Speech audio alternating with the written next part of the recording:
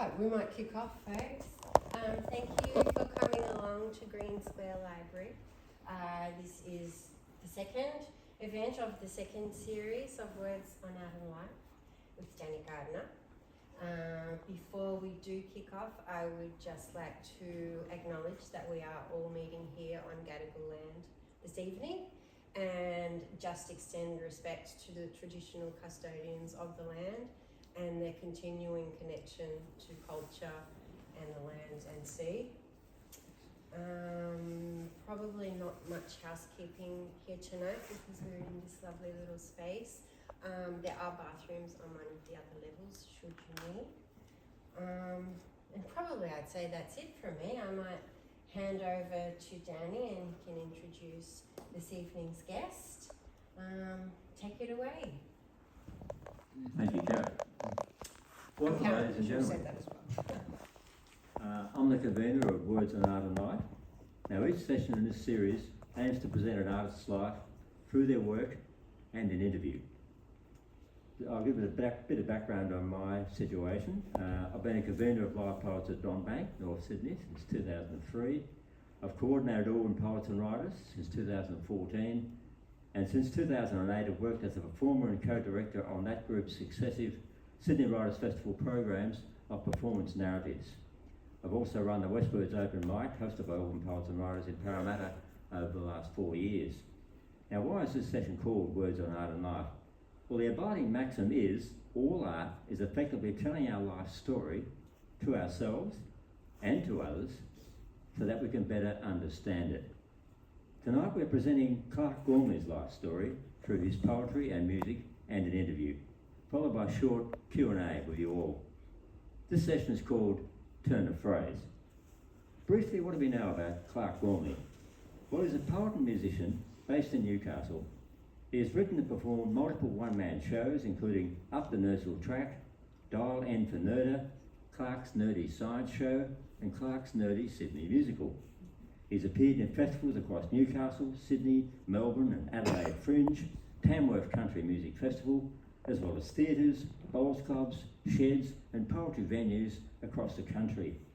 He created and performed Failure to Launch, where he and Rob Edmonds performed original poems wearing Mr. Squiggle outfits. He is the creator of Sydney to be Folk Musical with a live folk band and a Greek chorus, and is developing The Throne, co-written with James Carter. Clark has been president of poetry at the pub Newcastle for the last 11 years. He's been involved there for the last 30 years since he moved north from Sydney. He's released several books of verse, including Turn of Phrase and Not What You Think. Return of Phrase, as Robin Archbold explains, Clark takes you to an unexpected part of your psyche. The man's a button pusher. You just want to take him home and get to know him. Though the poem The Herbal Tea Waltz did remind me of the more subtle shenanigans of a serial killer. Beyond the stage, Clark's also reached the finals of the SBS's Australian Mastermind in 2024. He is one half of Nerds and Music, wit, storytelling and musical invention with Wayne Thompson. They've done countless gigs and shows and produced 3 albums of wordy, absurd songs. Clark's also, by the way, a qualified chemical engineer. Yes. Please welcome Clark Gormley. Thanks very much, Danny. That makes me sound very important. And this whole thing here makes me feel very important. This is great. Thank you. Thank you for putting this on. Thank you, Clark. Now, a lot of people get their sense of humour from the old man, their father. Did that happen with you that way? Well, I was thinking about this, and look, I was born and raised in Concord West in Sydney. I'm one of 3. Another one of the 3 of us is here tonight, David. And I thought we were pretty just kind of normal, you know. I guess we were less uptight than a lot of other people. I guess when you're a kid, you don't have much to sort of compare it to, but there were other people I realised that didn't have senses of humour, and we did. So I guess, you know, we were ahead, and that's that. Were you obsessed with stats, etc. as a child? No, I wasn't really. I got into I was good at maths and science, But I did read quite a lot when I was young, particularly when I was like quite young. I remember in 6th grade at the library at school, I'd read more books than anyone else in the form that year. But I think I peaked a bit early actually, because I stopped reading so much into my higher school, and then I realised, well, you know, in a very utilitarian way, I need to do well in the HSC. So I did maths and science and Latin, which I was good at. But you would just say you made your own fun pretty much as a child? Yeah, well, look, between the ages of 9 and 14, I hung out with a guy called Tony Appleton. And he and I were just inseparable. For 5 years, I went over to his place every weekend and played games. His parents had lots of games like bobs and pool. And I remember we spent an inordinate amount of time flicking football cards down his hallway for some reason. And when he left, he moved away at the age of 14. I had to find friends. And I guess it sort of stunted my social development. You know, they're very formative years. That probably doesn't answer your question at all, but you know, I thought it was relevant. Now, artistic opportunity in your young adult years, did it arrive just as the stage left town, and is that why you became a chemical engineer? Yeah, well, I really wasn't into performing or anything much at all, although when I got into 4th year at uni, the engineering review, which hadn't happened for 30 years, was back on. And I became an assistant director and wrote some of the skits. I got into it big time. And I loved it. I very nearly failed 4th year. I think the dean must have liked me or something. I shouldn't have got through. And how pivotal was moving to Newcastle from Sydney some 30 years ago? Yeah, well, no, it was very important. I'm kind of glad I did it now, but at the time it was a bit traumatic. I'd been living in the inner west and, you know, going out and seeing bands every weekend and had a pretty good lifestyle, and then I would move to Newcastle and I was so bored. And I did all these courses, like I did Spanish, I did Italian cooking, I did microwave cooking, I did meditation, I did yoga, and then I walked in one night to poetry at the pub in Newcastle, and that's when everything changed. And I kind of found my tribe, and I kind of sat there for a couple of months and watched people read their stuff, and I thought, man, I can do that, and I was off. And then I was writing stuff. I did a creative writing course at the university, and I was away. So that became a bit of a lodestone for you. Yeah. Oh, it is a big deal. Because I remember reading Brew, which was a massive anthology that came out, 30 years of poetry at the pub Newcastle, and that really opened my eyes to how many people had actually been through the doors and all different styles of things that were going. Yeah, it was very egalitarian, that one. It was like the readings in Sydney weren't quite the same. It was always a bit intimidating to go to a reading in Sydney, but up there, everyone had a go, and it didn't really matter. You know, you got up there and you had your go, and no one told you were crap. You know, it was great. Because there was a real mix. There were some academics amongst them, but there were some just like people walking in and off the street. A real broad church of Novocastrians. Right. In situ and well and truly firing away. You've done several one-man shows.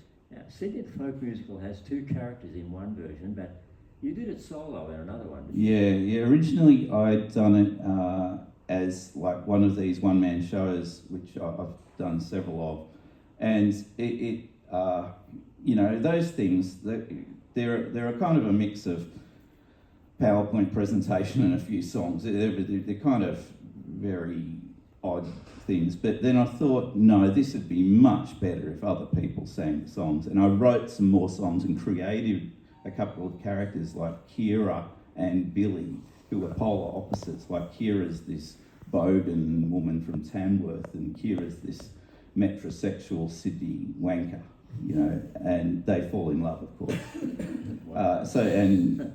It really works. But that show wouldn't have done nearly as well if it weren't for the cast, who were almost exclusively Morris dancers from Sydney, Black Joke Morris. So they have a lot of the success of that show's down to them. Okay. Now, something you've been working on for quite some time and had various versions in the background, but it's going to be your next big thing. That's called The Throne, The Big Dump. Now, that's got particular relevance to Queen Elizabeth coming to Newcastle as part of her royal visit in 1954. Yeah, it is true. That's well picked up there, Danny. So I worked at BHP when I moved up there, and on the steelworks, there's these guys, and they'd all say the same thing. They'd say, look, when the Queen came here, they were concerned she had to go when she came to the steelworks. So at the blast furnace, they built this toilet specially for her.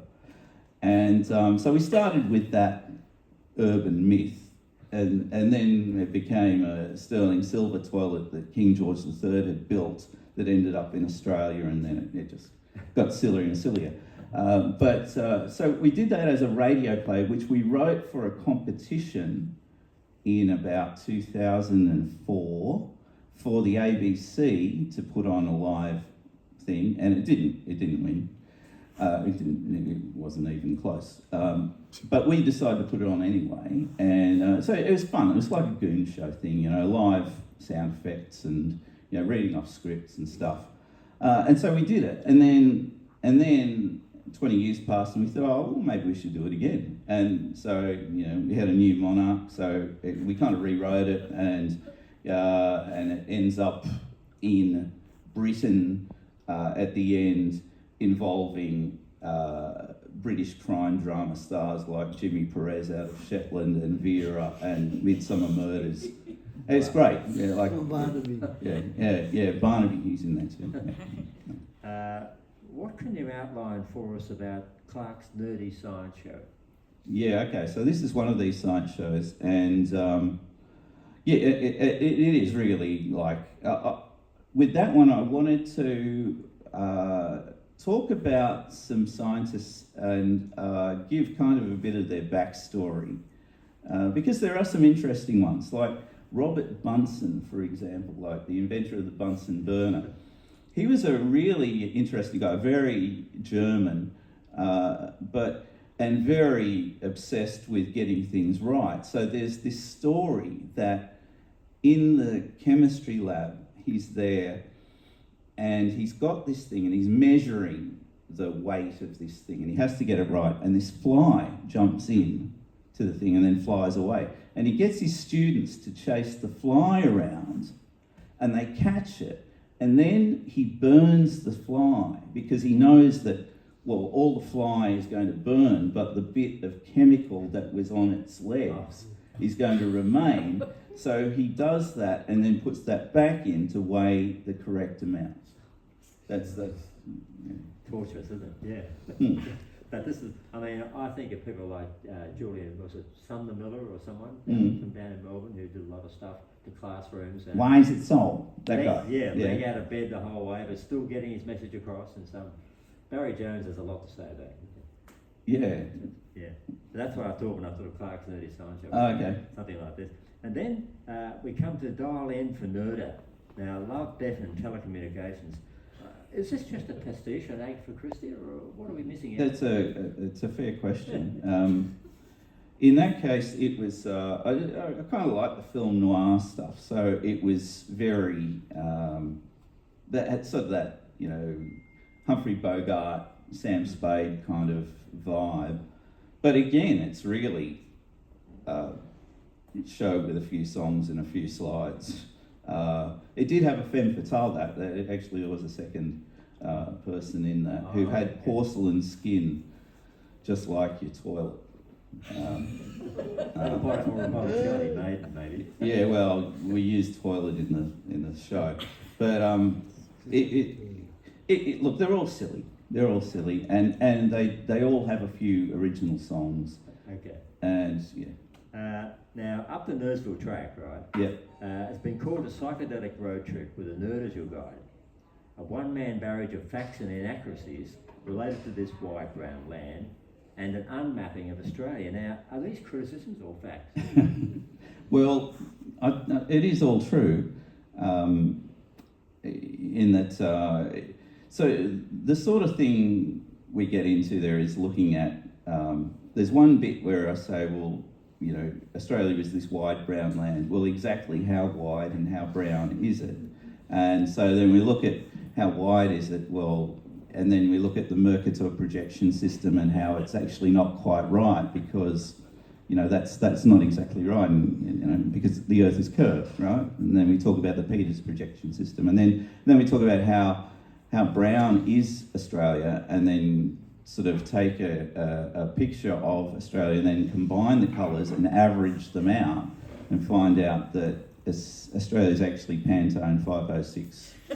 So there's that sort of thing, right?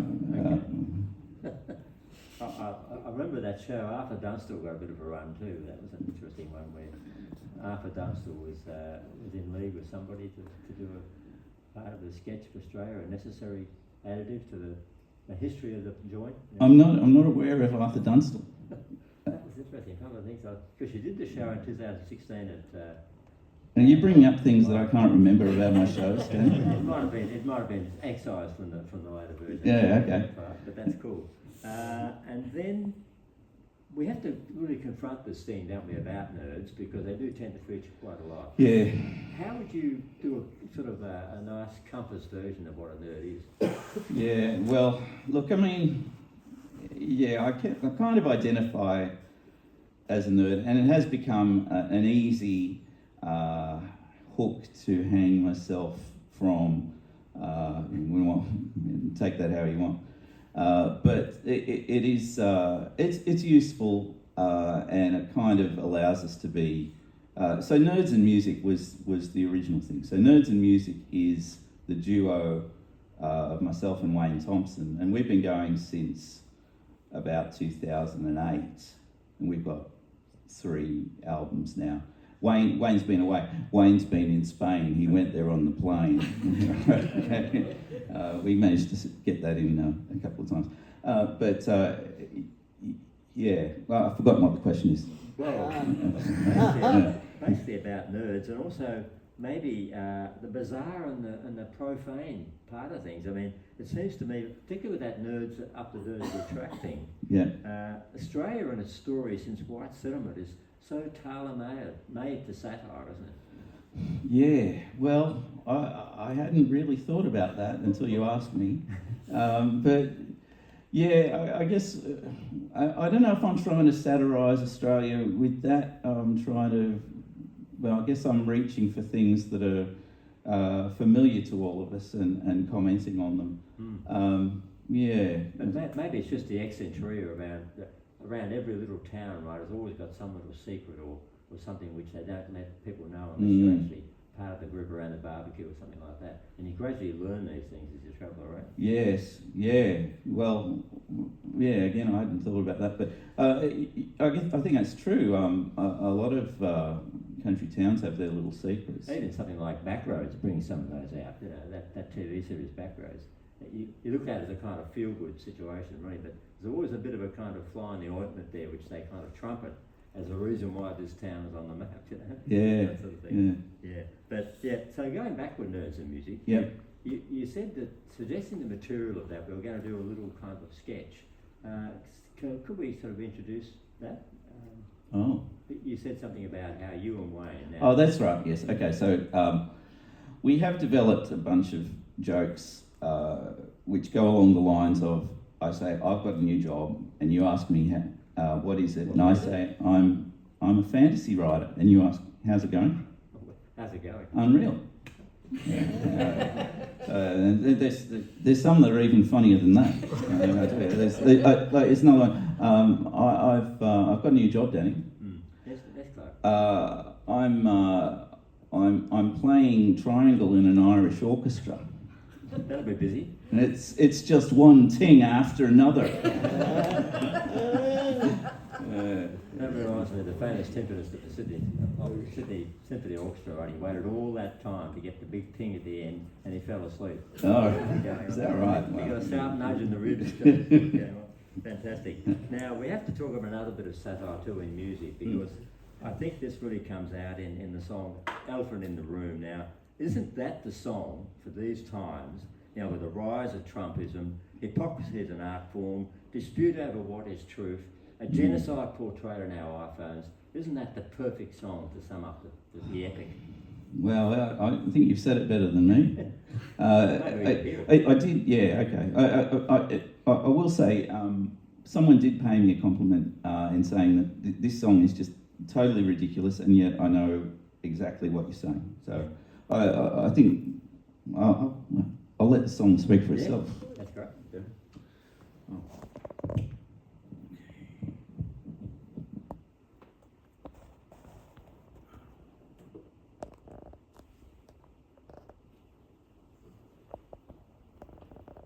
Bear with me.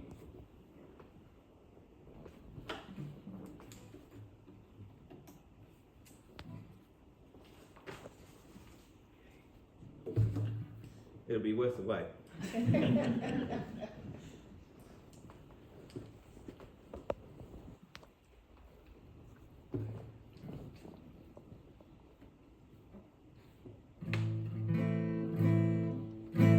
I'm at a party. It's intimate and chic, a bit claustrophobic, in fact, I feel a little weak. And the reason there's no room is the elephant in the room.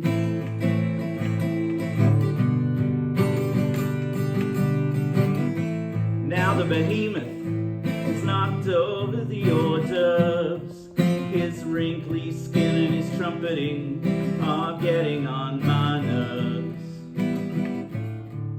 Still I won't complain anytime soon about the elephant in the room.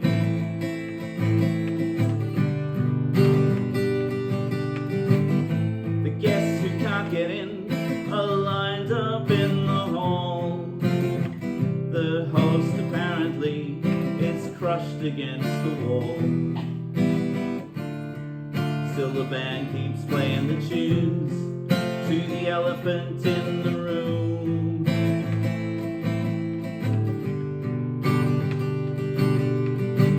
Men with loud voices are seeking our attention.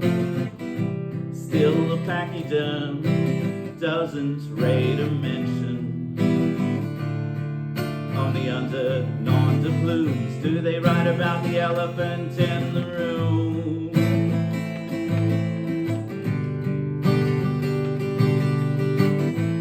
Some have suggested that we call the RSPCA to liberate him, but we'd rather let him be. As a lamp lands with a boom, knocked down by the elephant in the room. Across the carpet, glass is strewn by the elephant in the room. The TV was smashed by whom? That's right, it's the elephant in the room.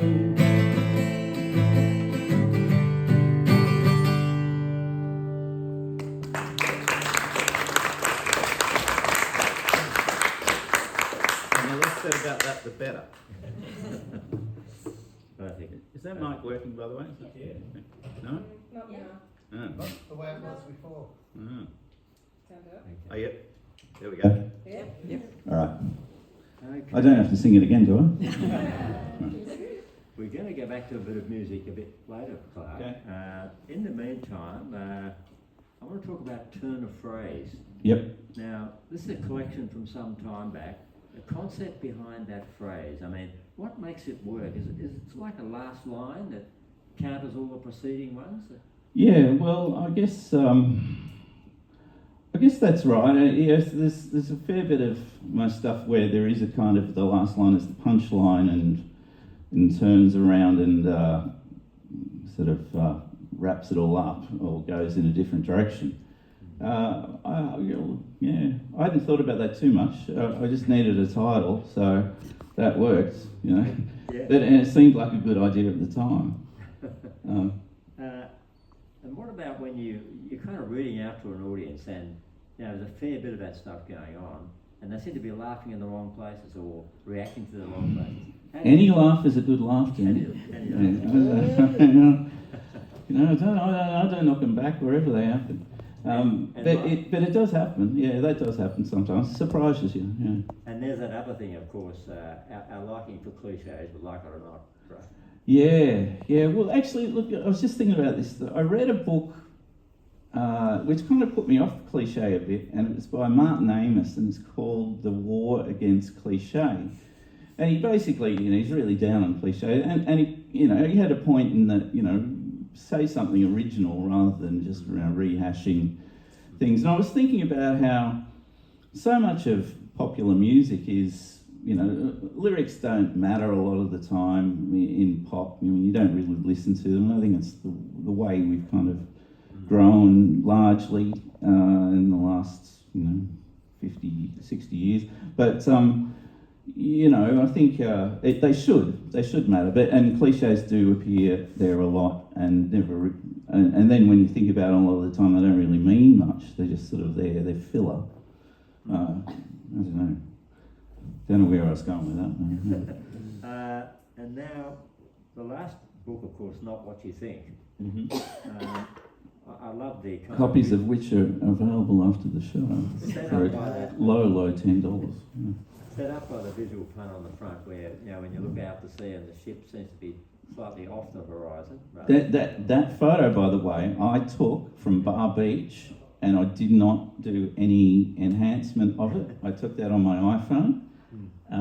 It is a Fata Morgana. That is the only time I've ever seen it, but it does make it look as if the ship is levitating above the horizon. Another elephant in the room. Yeah. And I really related actually myself, and I think a lot of people would relate to Catherine saw Wales today. Mm-hmm. Could we hear that one? Yeah, sure. Yeah. I do need to put these on. And yes, there is a merch desk at the back there if you're interested at the end. Catherine saw Wales. I'm going to have to refer to the... Hey, here we are. Catherine saw Wales today. I slept in. Now it's 9:15. Time for coffee. Catherine saw Wales today. Round here, it could be said that the early pedestrian catches the Leviathan. Catherine saw Wales today. She said they were breaching. I wonder if that's allowed. It's clear to me that they want to get out of the water with all their stranding on the beaches, and given a few million years, they might make it back onto land. There'll be these 30-ton walrus-like creatures with no necks and giant mouths and tiny legs who shuffle along and eat vast amounts of krill like insects. Catherine saw whales today.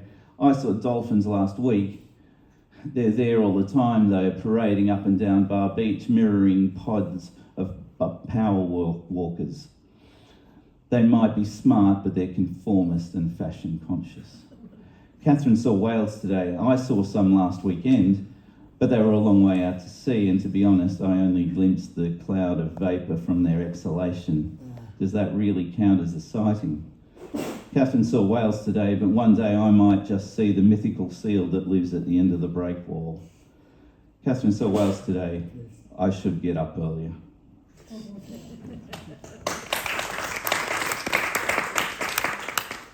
Another one that did tickle my interest and is so relevant of our current preoccupations with the ultimate consultant, Dr. Google. So we looked it up on the net. Could we hear that one? Oh, okay. Okay.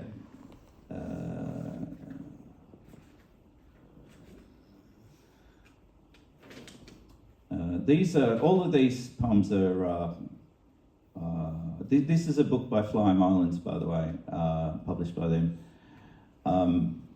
A lot of these poems also appear in Poetry of the Pub anthologies, which they put out every year. I'm not still the president of Poetry of the Pub anymore, Danny. I was for 11 years, but I've handed that over to someone else now.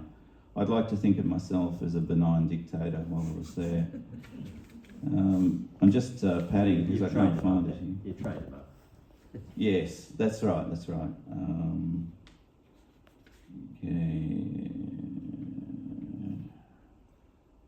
What's it called again? I looked it up on the Oh, net. that's right, yeah. Oh, there it is. Okay. Here we go. I needed the number for a good taxidermist, so I looked it up on the net.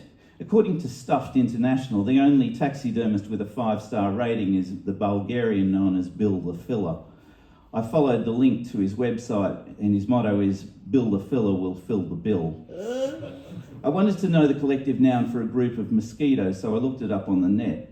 Turns out it's a fecundity coined by Joseph Banks in a malaria fever in Batavia in 1771. The reference goes on to postulate that the term may have been misheard. My power of concentration was waning, so I looked for it on the net. Turns out you can purchase it by mail order. Comes with AA and AAA batteries, but they're not rechargeable. I was losing my wherewithal, so I looked for it on the net. It's very hard to get these days, as it only came out on vinyl and was deleted in 1982. I wanted to make a saxophone out of a garbage bin lid and 17 volumes of Reader's Digest, so I looked it up on the net. I found instructions on how to create practical objects using ridiculously inappropriate components.com. I was searching for the milk of human kindness, so I looked for it on the net. I found it in the land of milk and honey. Apparently you can get it in soy as well these days. I'd lost my keys, so I searched for them on the net. I found them in the valley, next to the lily, bright as the morning sun, and I got down on my knees and cried, Amen, Amen, Amen.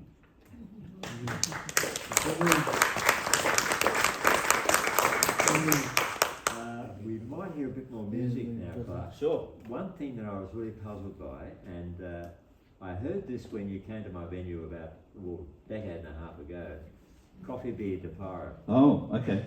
Yep. I really wondered, I got all the inferences and things like that, but I just wondered what sprung that into your mind in some way. Oh, okay. Well, do you want me to do it? Just do it. Okay. Well, yeah. This is what happens when you get coffee in your beard on Talk Like a Pirate Day. Me name is Coffee Beard the Pirate. Me lattes. Oh. Gets better. Me crew is the roughest bunch of barristers that's ever touched a steamer. Any drip who stirs us walks the short, black plank, plunging in the depths, espresso to Davy Jones's mocha. No one can escape our filter. We'll get yous all sooner or percolator. Ahoy! We sail under the jolly roaster, searching for the flat white whale across the high seas, leaving froth and destruction in our wake. You won't believe where we've been. Polly, put the kettle on. There she blows. Take it off against Sooty, you short black scurvy dog. Me name is Coffee Beard the Pirate, but me friends call me Long Black Silver. I sail with me crew of macchiato buccaneers. We are the pirates of the cappuccino, born to foam, boldly going where no bean has drowned before.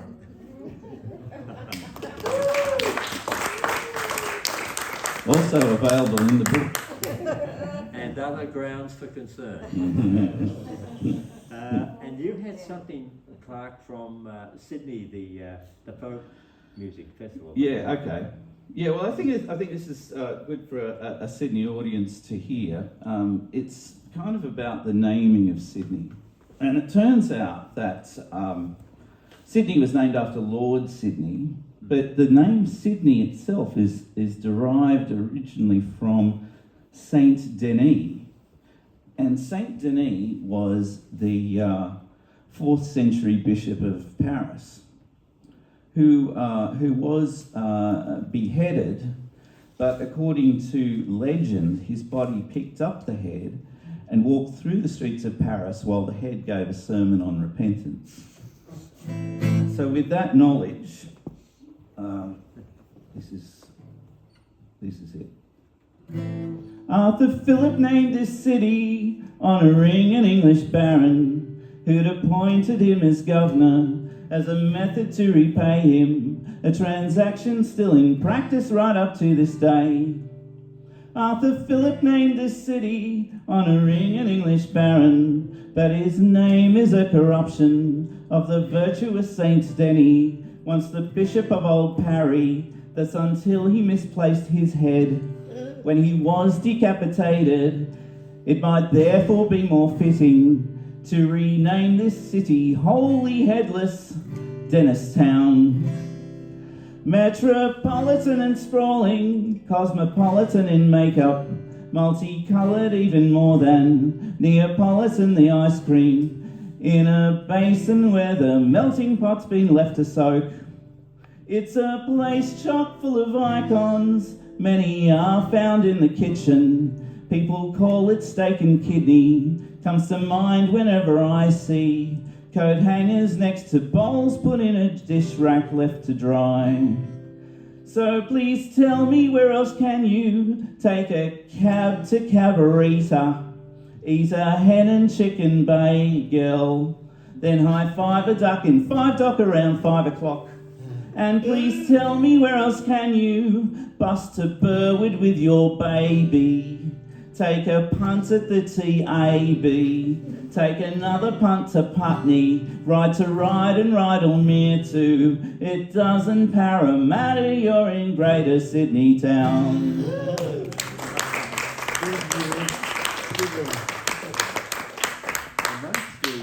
Amongst the songs that you guys are nerds of music, Clark, what would you say is your one you go back to a lot? And Well, it really is a bit of a favourite of yours. the elephant one's quite popular. There's a group a cappella run by Miguel Heatwall, who has actually arranged some of those songs, including Elephant in the Room, for a cappella 4-part. That one's pretty good. There's another one, I've got one about the Murray-Darling system called Murray-Darling, which sort of the assumed knowledge is the love lives of Australian sporting stars and celebrities circa 2005. That's quite popular. Not the person you once were, No. Murray-Darling. No. And look, the architect of Murray-Darling, Barnaby, is back in the news again. So. Yes, well, he doesn't get a look in, but and nor should he. We're still wondering where those water rights went to. Yeah. So maybe a song to finish, Clark? Maybe Okay. All right. I hadn't sort of expected to, but hey, I don't know. We've been a bit breakneck through all the stuff, I think. Yeah. All right. If we've got time, I'm sure we can do something. Any requests? Butcherbird. Oh, Butcherbird. Yeah. Okay. All right. Well, yeah. Okay. Let's do that. That's So it turns out, this is going off on a bit of a tangent, but there's a bird in Cook's Hill, which is near where I live in Newcastle, and this is a butcher bird that attacks cyclists on the nose. He was number 4 in the Australian Angry Birds list a couple of years ago. He got me. He must have got, I think he's probably attacked and injured by drawing blood on the nose of at least 100 cyclists over the last 4 years. And he doesn't miss. It's not like he sort of swoops and misses. He gets you first time. The first thing you know about it, you're bleeding. And so I guess that's, anyway, I decided to write a song about it. And there's a film clip to it. And the best thing, well, actually, the thing that really makes the film clip is the fact that there's a guy up there who deliberately filmed himself getting attacked. So we slow it down to frame by frame, and it's fantastic. The neat, genial streets of Cook's Hill harbour each nesting season a grievously infernal avian jerk, lurking malicious, perversely berserk. Bad bugger, butcher bird, butcher by nature, El Diablo of call it, they call it. His species is grey, it sounds dull when you say it. This one is anything but. How do you suppose that a bird on the nose hatches butterflies in the gut? With unerring precision, he makes an incision in the heart of your proboscis.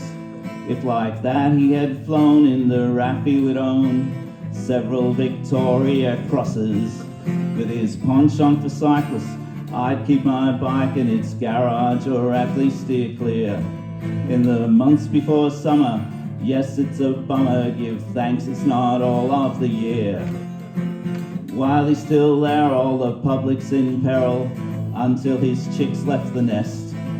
But it's not just the bikes, locals tell me he likes disfiguring the pedestrians. The neat, genial streets of Cook's Hill harbour each nesting season a grievously infernal avian jerk, lurking malicious, perversely berserk. Bad bugger, butcher bird, butcher by nature, El Diablo of call it, they call it. His prey must amount now to 40 and counting, he's still finding victims to harry.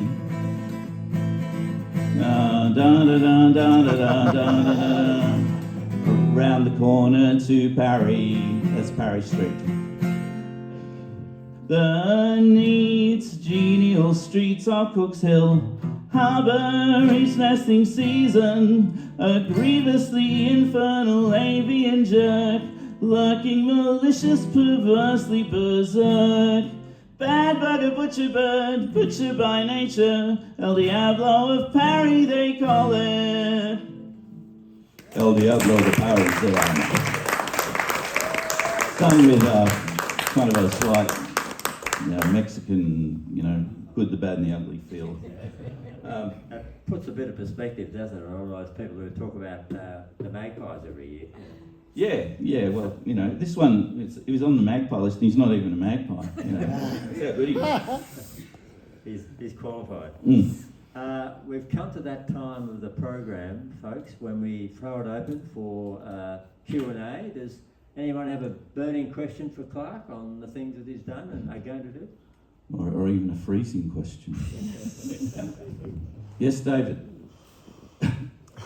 In the diagram, the life of Clark Gormley is a Venn diagram. You've got musical nerd, you've got poet, and you've got chemical engineer. I can see the overlap between musical nerd and poet, but maybe you could talk to how much, or if any, the chemical engineer overlaps and influenced the other two. Yes, well, look, I have got a song called Test Tube Baby, which kind of, there's one example of where it sort of flows over, I guess, So you see them as two different lives in some respect? Yeah, well, it is. The thing is, the thing about generalisations is that they're mostly true. And, these generalisations about engineers being, just totally without any interest in arts at all. You're the same, don't you?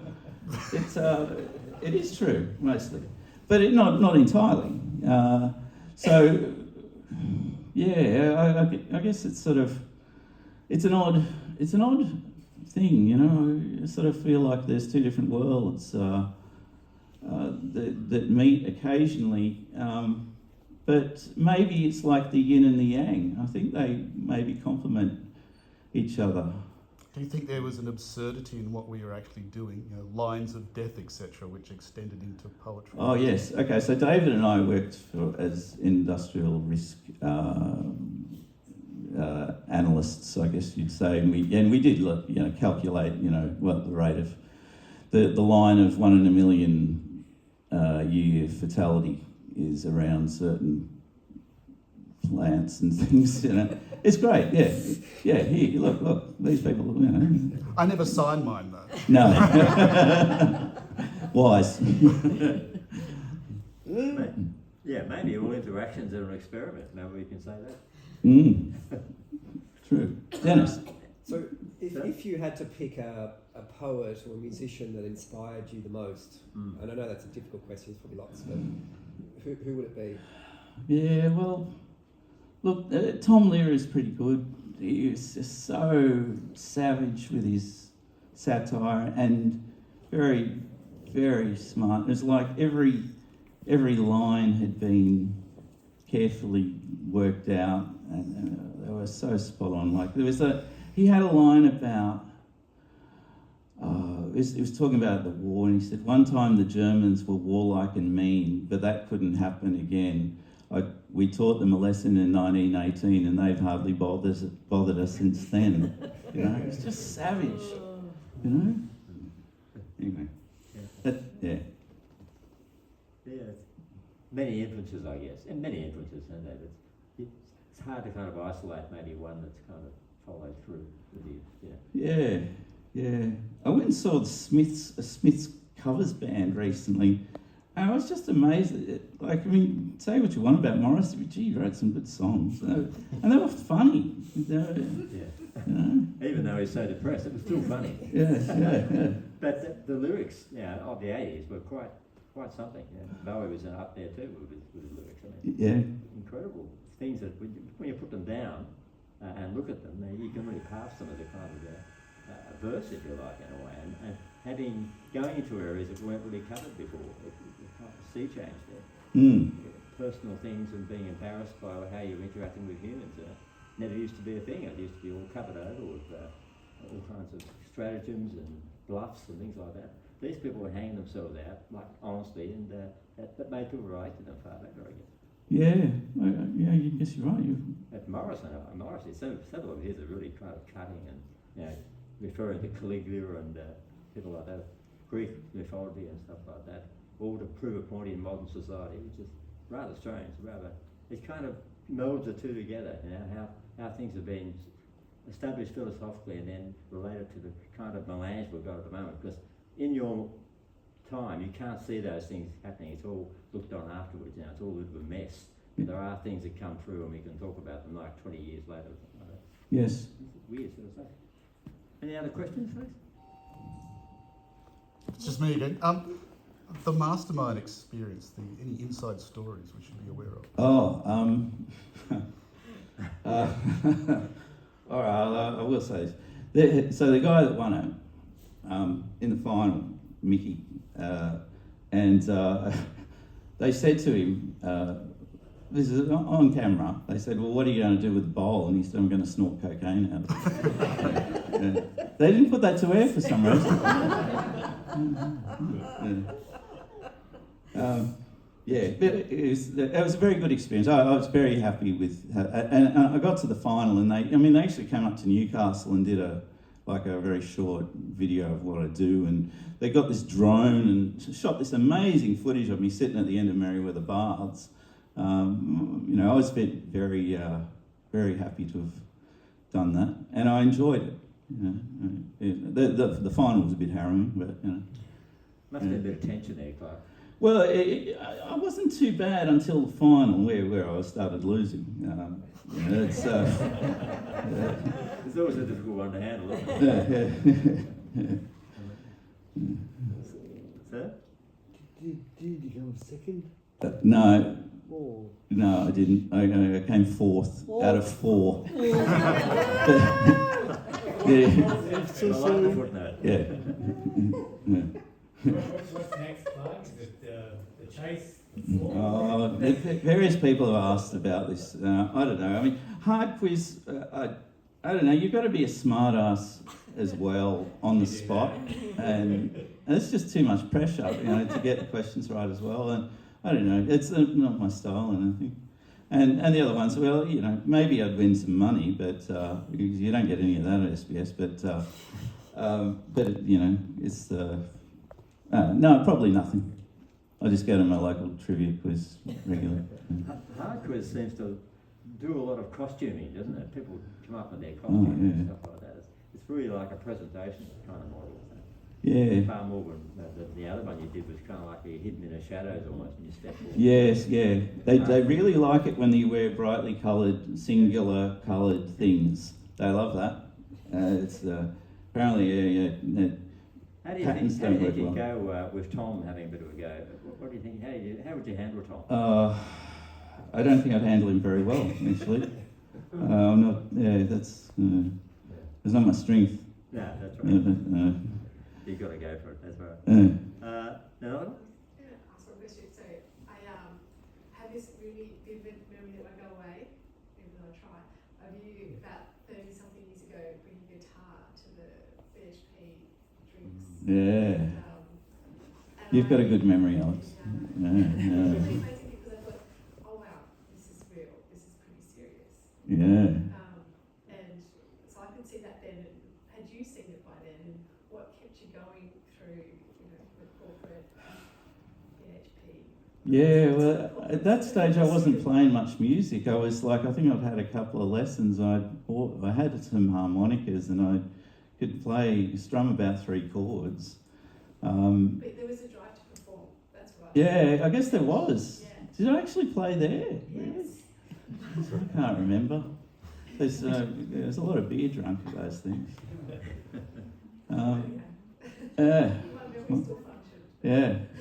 Well, I guess it must have been there, but it wasn't until I went to a music camp at Summer Song, which is up at Lennox Head, in 2002 was the first one. And I was so enthused by that, at the end of it, I said, I'm going to come back next year with an album and a book. And I did. That's just turn of phrase. That was what that was. So that really got me in. That and folk festivals. I started going to folk festivals around about that same time. And that was kind of my tribe too. Yeah. Just impressions of the National Folk Festival. What's the situation of that nowadays? Well, it's still going. I mean, lots of festivals are in trouble, but it's a good one. It's getting more expensive, but I love it. I've been going to that for 25 years, pretty much. And St Albans is another good one. That's just outside of Sydney. It's on Anzac Day long weekend. That's a nice small one. That's a really good one. They're great. You just sort of, you stay up all night and play music. And I think the last one I went to was Illawarra. They had about 3 or 4 years ago. I went down with Mark, a friend of mine, Mark, and we had a fantastic time. Yeah. We saw about 25 bands or something on that one day. It was incredible. Yeah. 5, 6 different venues and unbelievable stuff. Just getting it all in your mind to remember. It just took so much. You took photos all the time. Yeah, and there is a lot to see. If you actually go and see stuff rather than just talk to people, and you can see a lot in a day.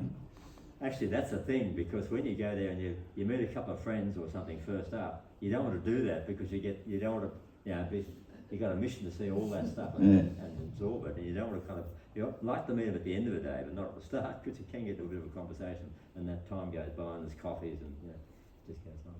Fantastic. So look, I think we could just about wrap it up there, folks. Is it one last question, or we done? There is one. Yes. Yeah. Where would you ultimately like to perform in the world, if you could? Oh, gee. Look, I was thinking, I mean, we did do the... Woodstock. Yeah, I think you're right, David.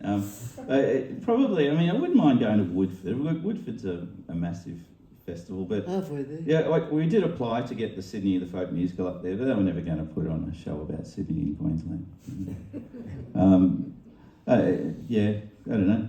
I'm content with what I'm doing. Excellent. Well, thank you, Clark, for giving us an insight into your modus operandi and all the things you've been doing. I just wonder sometimes how you get enough time to sleep, but I'm sure you sort that out something. Yeah. But thanks, folks, for being here, and thank you, Clark Gormley. Good luck. Thank you. And I'd like to thank Danny as well, because Danny's put this on, and it makes me feel so important just to be here and to do this. And he's like doing this regularly. Who's on the Rowitts? Are they on The next? Ross are on next. Jason and Chloe. Yeah. They'll be on the second Tuesday of June.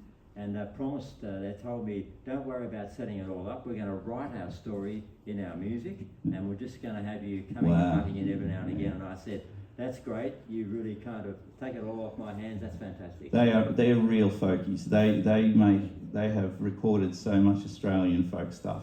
They are the real The deal. first one I came across was Jim Lowe. Jim Lowe released an album at Live Poets about 20 years ago, and they produced it. And that was the first introduction I had with Jason and Chloe. But yeah, it's going to be fantastic. So, but we had a great time tonight. It's just been fantastic. So thank you, Clark, and we'll see you next time. All right. Thanks very much for coming, everyone. This is great. And don't forget about the merchandise as well. Have a look. Yep. Merch is there. Yeah. Come and see me.